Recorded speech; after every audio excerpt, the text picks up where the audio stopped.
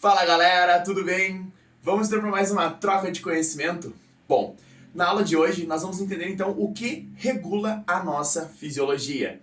Então nós temos duas regulações, que é via sistema nervoso, que é o sistema somático e o sistema visceral, o sistema neurovegetativo. Quando a gente fala sistema somático, a gente está falando das reações via sinapses que nós temos a partir dos movimentos voluntários que nós temos no nosso corpo. Mas a gente não vai abordar tanto na nossa aula. A ideia de hoje é falar do sistema neurovegetativo, ou seja, os controles involuntários do nosso corpo.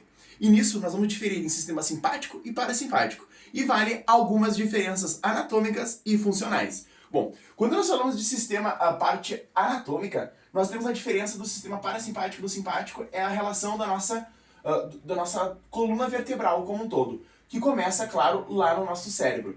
Então quando a gente fala da posição do sistema parasimpático, ele tem uma posição crânio, então é uma posição crânio, e além disso, sacral, aqui em S1, S3 e S4. Então é uma posição crânio-sacral. Já quando falamos do nosso sistema simpático, ele tem uma atuação diferente na região dos seus neurônios pré-sinápticos, pré-ganglionares, que é uma região toracolombar, que começa em T1 e vai até L2. Então é a localização tóraco-lombar. Bom, quando nós falamos da parte funcional disso tudo, o que nós temos que lembrar? Nós temos que entender aqui no nosso sistema nervoso, aqui no nosso cérebro, que quando nós falamos dessas regulações, nós temos o eixo hipotálamo-hipofisário, que regula todas as relações hormonais do nosso corpo. Porém, quando nós falamos do sistema simpático e parasimpático, os dois vão ter a regulação via sistema hipotalâmico, que ele tem uma grande função, que é a função de termostato do nosso corpo. Posso me perguntar, o que é isso? Termostato. Bom, termostato é tudo que regula o nosso corpo de forma interna, e nós não temos a consciência disso tudo. E aí que vem as diferenças funcionais de sistema simpático e parasimpático. E quais são elas? Eles têm funções completamente antagônicas, que vão regular todas as partes endócrinas do nosso corpo e funcionais, e nas regiões periféricas. Exemplo, quando a gente fala do sistema parasimpático, é o sistema basal, é todo esse controle que nós temos, que nós temos no nosso dia a dia, controle da respiração, a homeostase, o estado de equilíbrio basal, digamos de uma forma mais tranquila. O neurotransmissor responsável por esses comandos é o chamado de acetilcolina.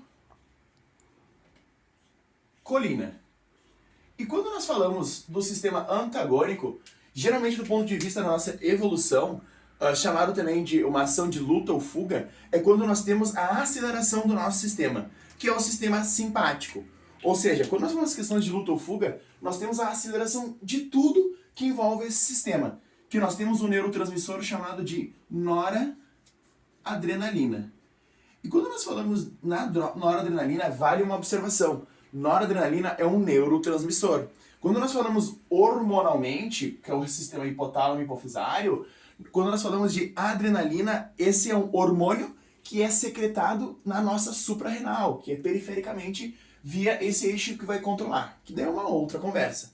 Pois bem, dando sequência então nessa questão de termostato, então explicando o que é termostato, a gente difere essas funções. Então o sistema simpático, vale explicar que a partir do simpático a gente consegue entender o parasimpático, porque eles são antagonistas em termos de função.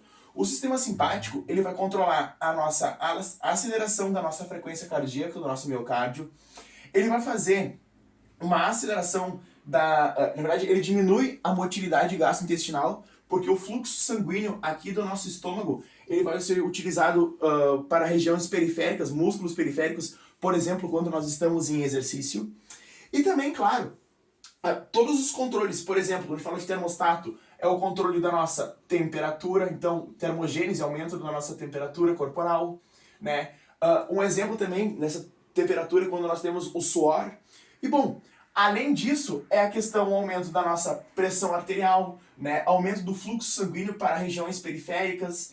E quando a gente fala do parasimpático, ele tem um controle mais basal, de diminuir a nossa frequência cardíaca, em estado basal, por exemplo, a 60, 70, 80 batimentos por minuto. E também, claro, ele tem um controle, o parasimpático, da nossa motilidade gastrointestinal. Então, o tempo de velocidade que nós temos pós-alimentação para passar por todo o nosso trato gastrointestinal, quem controla é o sistema parasimpático.